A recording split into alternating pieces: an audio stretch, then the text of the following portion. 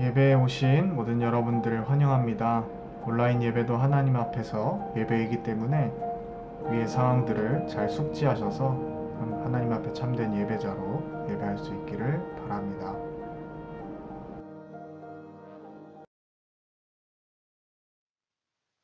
지금부터 오순절 후 19번째 주일 예배 하나님 앞에 올려드리도록 하겠습니다.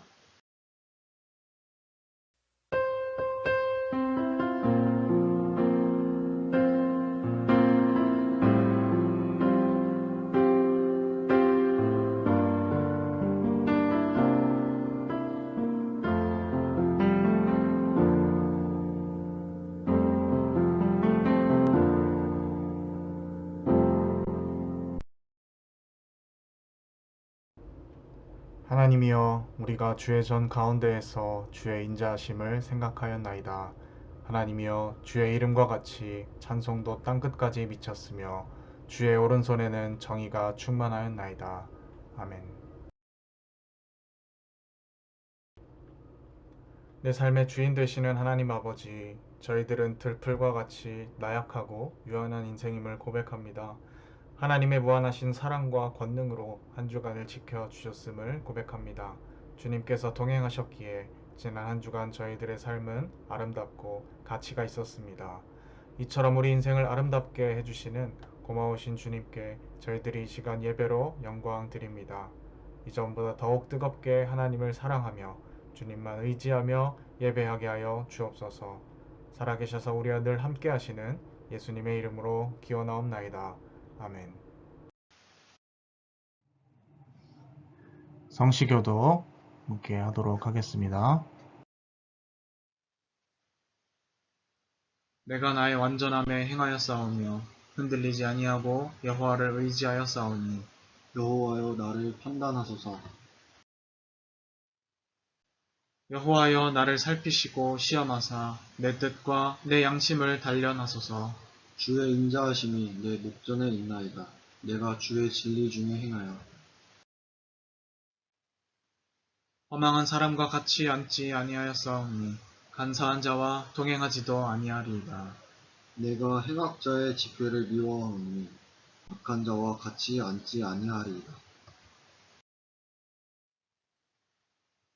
여호와여 내가 무죄함으로 손을 씻고 주의 제단에 두루 다니며 감사의 소리를 들려주고 주의 기이한 모든 일을 말하리이다. 여호와여 내가 주께서 계신 집과 주의 영광이 머무는 곳을 사랑하오니 내 영혼을 죄인과 함께 내 생명을 살인자와 함께 거두지 마소서. 그들의 손에 사악함이 있고 그들의 오른손에 뇌물이 가득하오나 나는 나의 완전함에 행하오리니 나를 속량하시고 내게 은혜를 베푸소서. 내 발이 평탄한 데에 섰사오니 무리 가운데서 여호와를 송축하리이다. 아멘.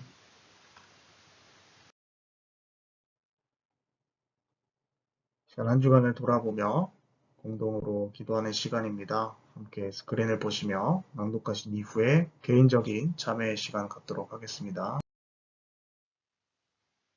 사랑으로 죄인을 품어주시는 하나님 아버지, 예수님의 십자가 보혈로 저희들을 멸망 가운데서 구원하여 주시고 하나님 나라의 백성으로 삼아주신 것을 감사를 드립니다. 구원받은 우리에게 가르쳐 주시기를 음행과 더러운 것과 호색과 우상숭배와 주술과 원수 맺는 것과 분쟁과 시기와 분냄과 당짓는 것과 분열함과 이단과 투기와 술 취함과 방탕함은 육체의 더러운 것이요 또 그와 같은 일을 행하는 자는 하나님의 나라를 유업으로 받을 수 없다고 하셨나이다. 그러나 안타깝게도 예수님을 구주로 믿는 저희들은 생활 속에서 주님께서 금하신 악한 일들을 많이 행하며 살고 있습니다. 사랑의 주님, 일어난 저희들이 짓고 있는 모든 죄를 용서해 주옵소서. 예수님의 이름으로 이 고백의 기도를 드립니다. 아멘.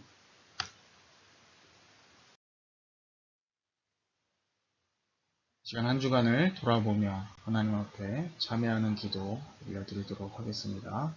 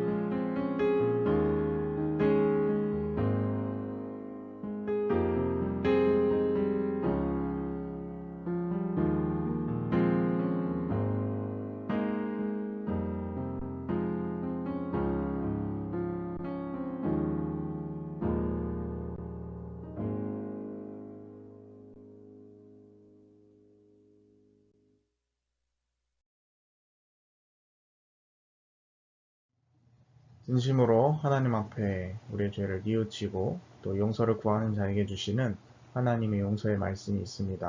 다 함께 하나님께서 우리에게 주시는 용서의 말씀을 함께 봉독하도록 하겠습니다.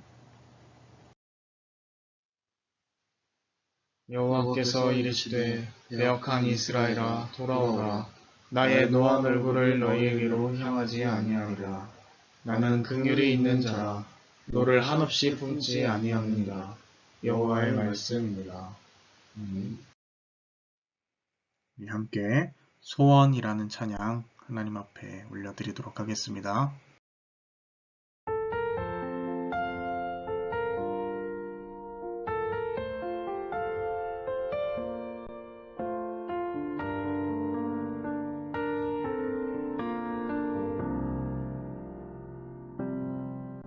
주님 내가 주의 장막을 사모합니다.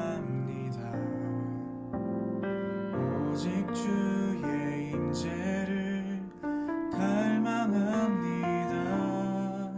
주의 집에서의 하루가 다른 곳의 첫날보다 좋으니 주 사랑 안에 머물러 사랑 노래합니다.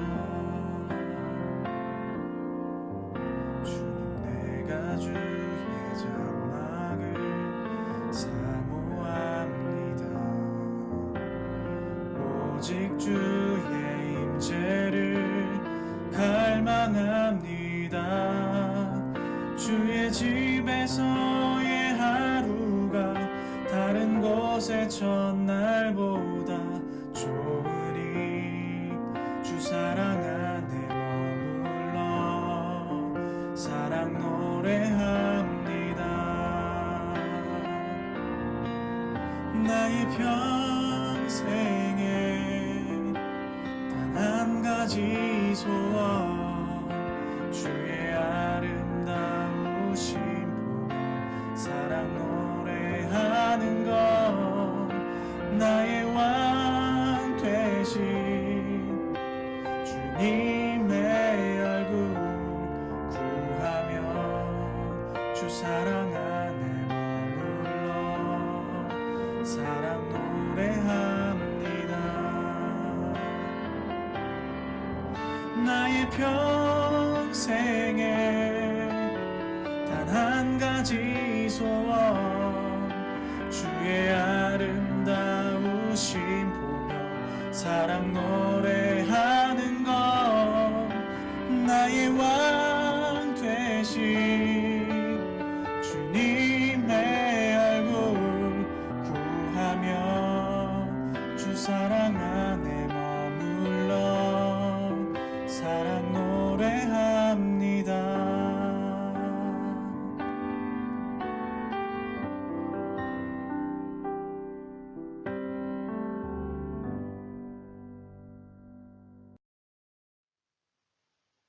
오늘 하나님께서 우리에게 주신 말씀은 마가복음 9장 30절에서부터 37절까지의 말씀입니다. 마가복음 9장 30절에서부터 37절까지의 말씀입니다. 한 절씩 교독하겠습니다. 바리새인들이 예수께 나와 그를 시험하여 묻되 사람이 아내를 버리는 것이 옳으니이까? 대답하여 이르시되 모세가 어떻게 너희에게 명하였느냐. 이르되 모세는 이혼 증서를 써주어 버리기를 허락하였나이다. 예수께서 그들에게 이르시되 너희 마음이 완악함으로 말미암아 이 명령을 기록하였거니와. 창조 때로부터 사람을 남자와 여자로 지으셨으니 이러므로 사람이 그 부모를 떠나서 그 둘이 한 몸이 될지니라. 이러한즉 이제 둘이 아니요 한 몸이니. 그러므로 하나님이 짝지어 주신 것을 사람이 나누지 못할지니라 하시더라. 집에서 제자들이 다시 이 일을 물으니 이르시되 누구든지 그 아내를 버리고 다른 데에 장가드는 자는 본처에게 간음을 행하며 또 아내가 남편을 버리고 다른 데로 시집가면 간음을 행하니라. 사람들이 예수께서 만져주심을 바라고 어린아이들을 데리고 오며 제자들이 꾸짖거늘 예수께서 보시고 노하여 이르시되 어린아이들이 내게 오는 것을 용납하고 금하지 말라. 하나님의 나라가 이런 자의 것이니라. 내가 진실로 너희에게 이르노니 누구든지 하나님의 나라를 어린아이와 같이 받들지 않는 자는 결단코 그곳에 들어가지 못하리라 하시고 그 그 어린아이들을 어린아이들을 안고 그들 위에 안수하시고 축복하시니라. 아멘. 오늘 사랑한다면 아이처럼이라는 제목으로 말씀 나누도록 하겠습니다. 네, 여러분 한 주간도 잘 지내셨습니까? 오늘은 사랑한다면 아이처럼이라는 제목으로 함께 말씀을 살펴보고자 합니다. 원래 옛날에 옛 광고 카피 중에 사랑한다면 카페라떼처럼 이런 제목이 있었던 것으로 기억을 하는데요. 그것을 살짝 비틀어서 패러디를 해보았습니다. 제가 오늘 말씀을 또 묵상하고 읽어보면서 사실 한 문장이 떠올랐습니다. 그것은 무엇이냐면 사랑하지 않으면 핑계를 대고 사랑하면 방법을 찾는다라는 말이었어요. 정확한 이 출처가 어디인지는 이제 제가 나름대로 찾아보려고 애를 썼지만 잘 모르겠고요.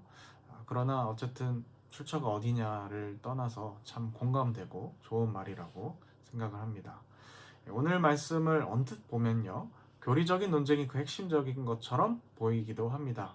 장절의 대부분이 율법에 대한 어떤 법적 해석 이야기로 다뤄져 있기 때문에 그렇습니다.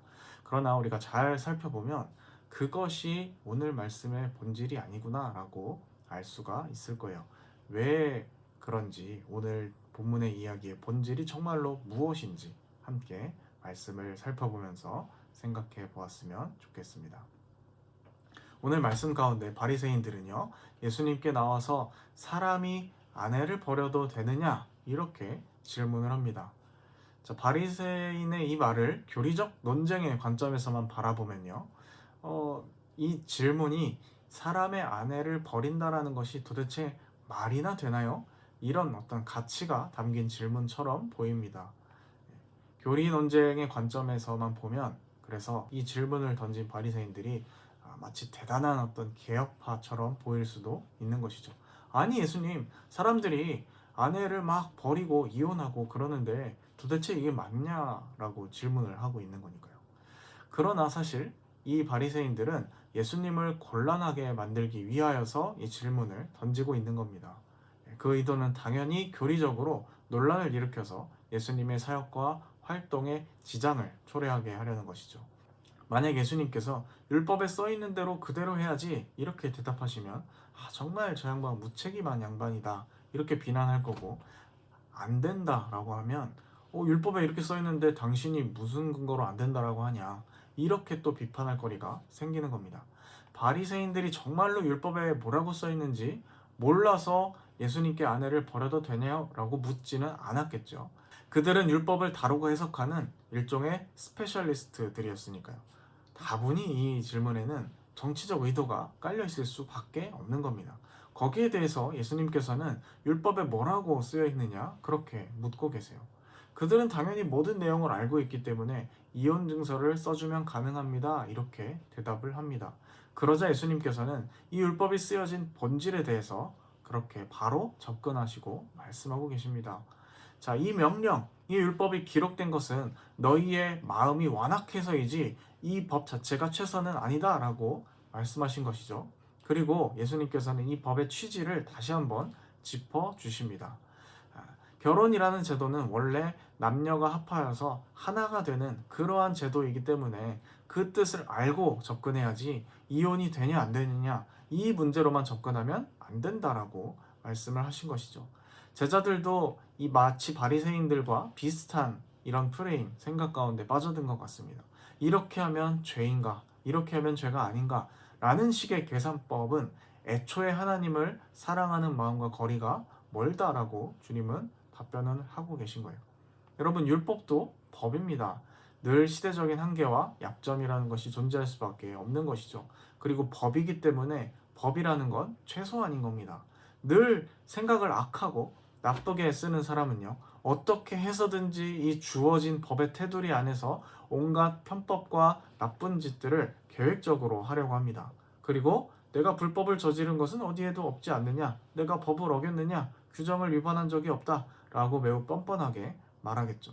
당신의 이혼 문제도 그러한 여러 악용들 중에 하나였다라는 거예요. 신명기 24장 1절을 살펴보면요, 이 말씀이 기록이 되어 있는데요. 아내를 맞아 부부가 되었다가 아내가 무엇인가 수치스러운 일이 있어 남편의 눈밖에 나면 이혼 증서를 써주고 여자를 집에서 내보낼 수 있다라고 기록이 되어 있습니다.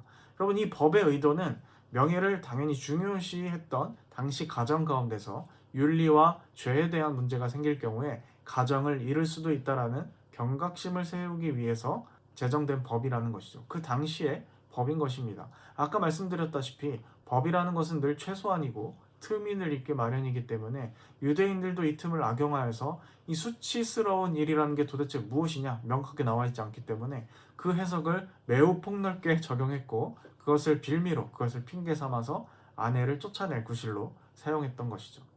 이 이혼법의 경우는요, 가부장 제도가 살아있던 시대이기 때문에, 물론 예수님께 질문을 던지던 그 시대도 여전히 가부장제가 있을 시대지만요, 어쨌든 그것이 있었을 시대이기 때문에 아내의 잘못일 때만 명시되어 있고, 또 수치스러운 일이 있어서 남편의 눈밖에 나는 것이 도대체 어떤 것인지를 규정해 놓지 않고 있기 때문에 악용될 여지가 참 많았습니다.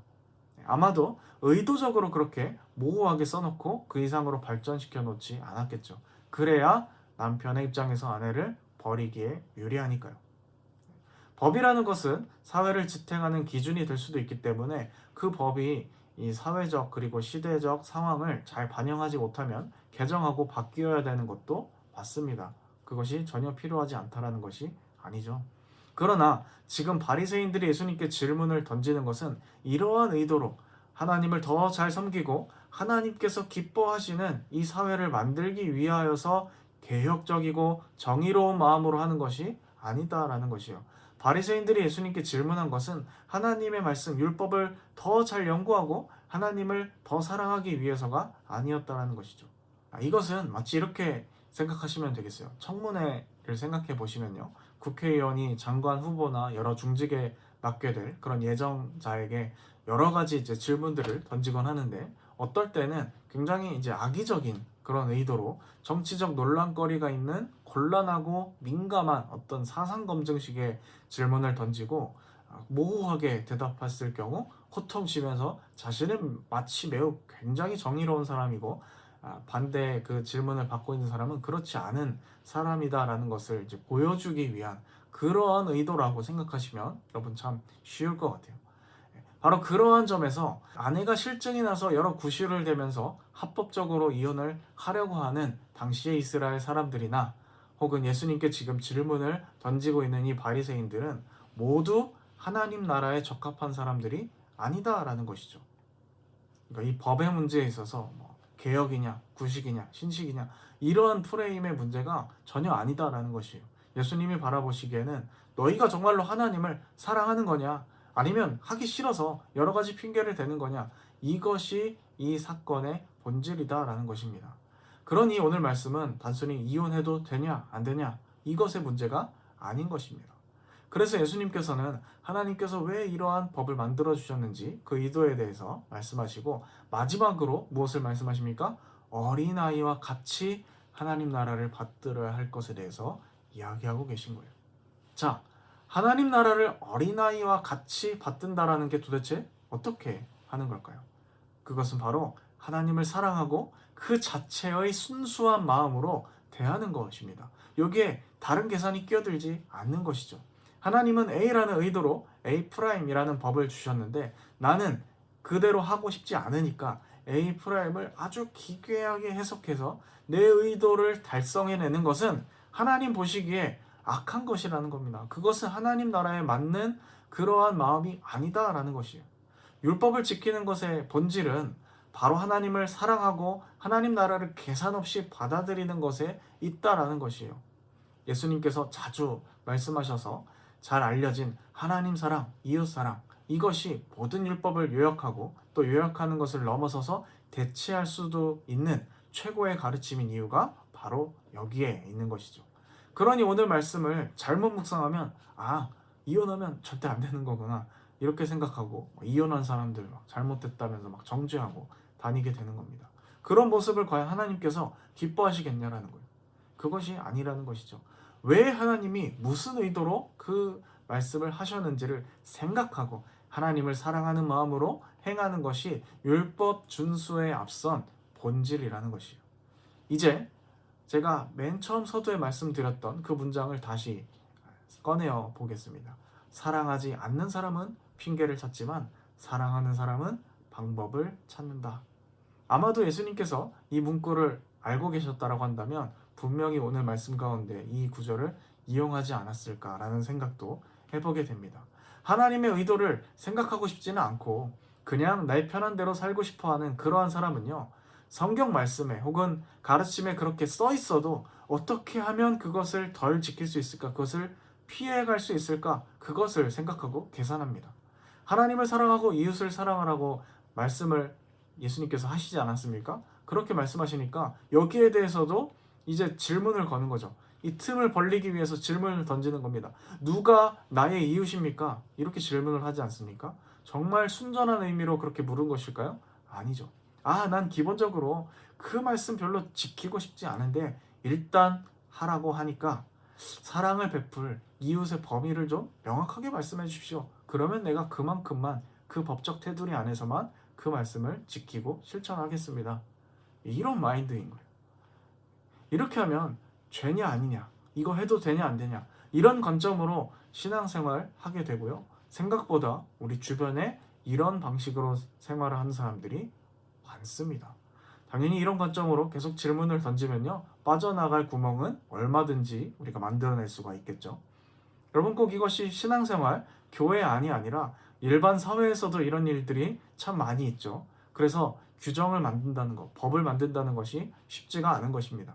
아마 부대에서 지침을 내리다 보면 우리 간부 가족분들이 주로 이런 경험 많이 하셨을 텐데, 어떻게든 이 규정 안에서 뭔가 이렇게 틈을 만들고 허점을 활용해서 뭔가를 해보려는 그런 시도들을 많이 보시지 않았을까 생각이 됩니다. 그리고 신앙도 마찬가지겠죠. 여러분, 예를 들면요, 성경에 마약을 하지 말라는 얘기가 있나요? 없죠. 그러면 해도 됩니까? 여러분, 이런 관점에서 묻는 것 자체가 여러분 잘못된 것이라는 거예요. 여러분, 오늘 예수님께서 하시는 말씀은 이런 생각에 빠진 것 자체가 하나님의 나라와 너무 먼 것이다라고 명확하게 이야기해주고 계세요. 아마 예수님께서 14절부터 16절에 대한 말씀을 해주시지 않았더라면 예수님의 말씀도 충분히 이 시대에 따라 틈을 만들려는 시도가 분명히 있었을 것이라 생각이 됩니다. 그러나 14절에서부터 16절로 인하여서 너무나 말씀했듯이 명확해져 버린 것이죠. 얘들아, 제발 계산하지 말고 어린아이처럼 하나님 나라를 좀 받들어 봐라. 하나님을 사랑해라. 자꾸 안 하려고 다른 핑계 찾지 말고 어떻게 하면 하나님을 더 잘 사랑할 수 있을까? 이웃을 더 잘 섬길 수 있을까? 그것을 좀 생각해봐. 고민해봐.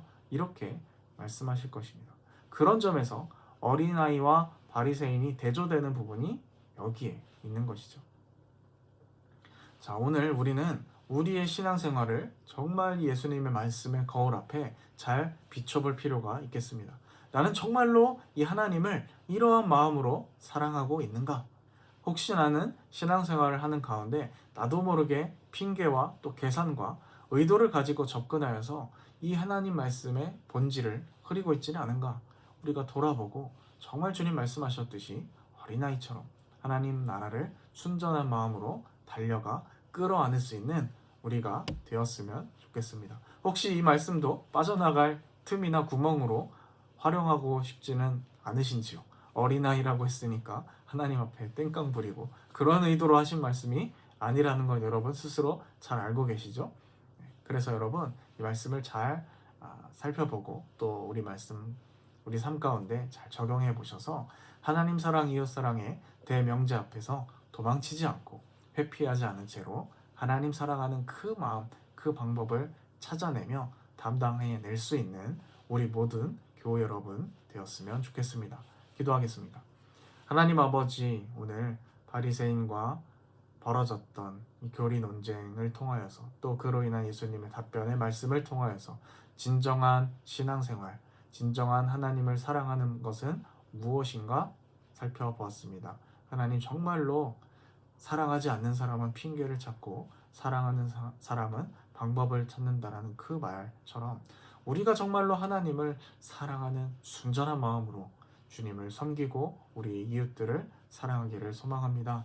저희들에게 이 뜨거운 사랑의 마음을 다시 한번 부어주셔서 주님이 먼저 우리를 계산 없이 조건 없이 사랑하고 안아주신 것처럼 우리 역시 그 하나님을 바라보고 사랑하며 우리 이웃들을 그렇게 섬길 수 있는 저희들이 되게 하여 주옵소서. 함께 하실 줄 믿사오며 이 모든 말씀 예수님의 이름으로 기도드립니다. 아멘. 준비하신 예물 올려드리면서 함께 찬양 드리도록 하겠습니다. 아래 계좌번호는 참고하셔서 자발적으로 자유껏 하시면 되시겠습니다. 예수로 살리 함께 찬양하시겠습니다.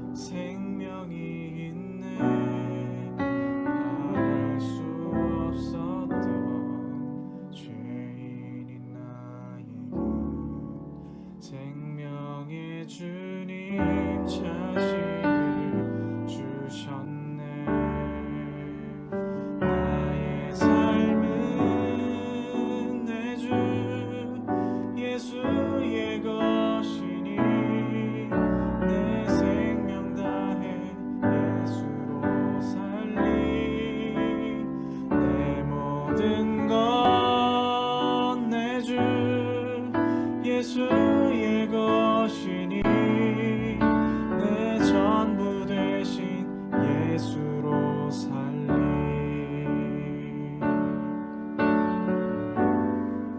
바람이 스치듯 삶은 지나가도 꺼지지 않은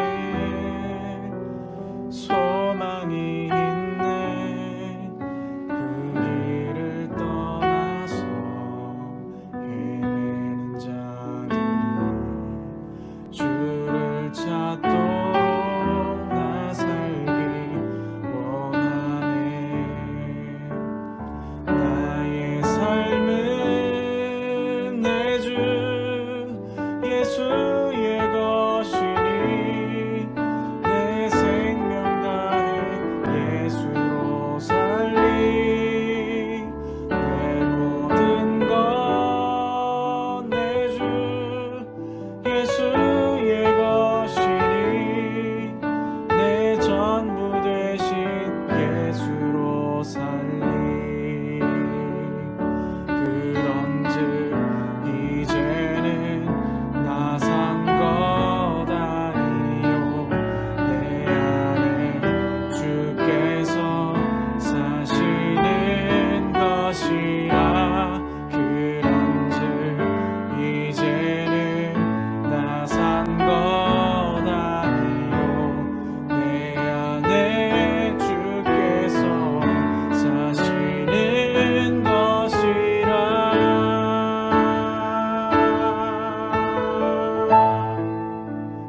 나의 삶은 내 주 예수의 것이니 내 생명 다해 예수로 살리. 내 모든 것 내 주 예수의 것이니 내 전부 되신 예수로 살리. 내 모든 것 내 주 예수의 것이니 내 생명 다해 예수로 살리. 그 런즉 이제는 나 산 것 아니요 내 안에 주께서 사시는 것이라. 그런즉 이제는 나 산 것 아니요 내 안에 주께서 사시는 것이라.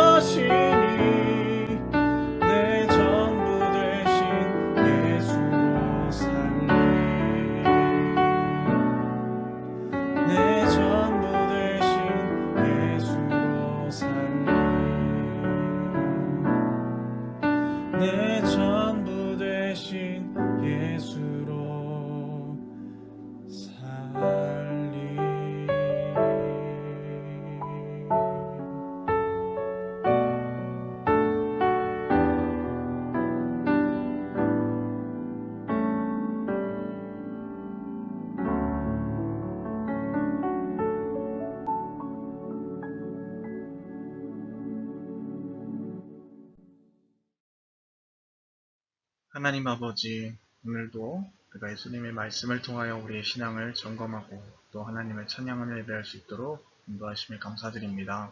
하나님, 진정으로 저희에게 주님께서 우리에게 율법을 주신 진정한 이유, 그 사랑의 실천을 오롯이 하며 하나님 앞에 영광 돌릴 수 있는 저희들이 되게 하여 주옵소서.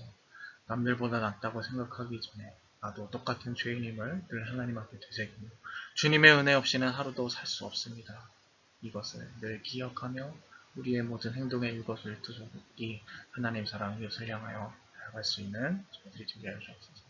함께 하실 줄 믿사오며 이 모든 말씀 예수님의 이름으로 기도드립니다. 아멘.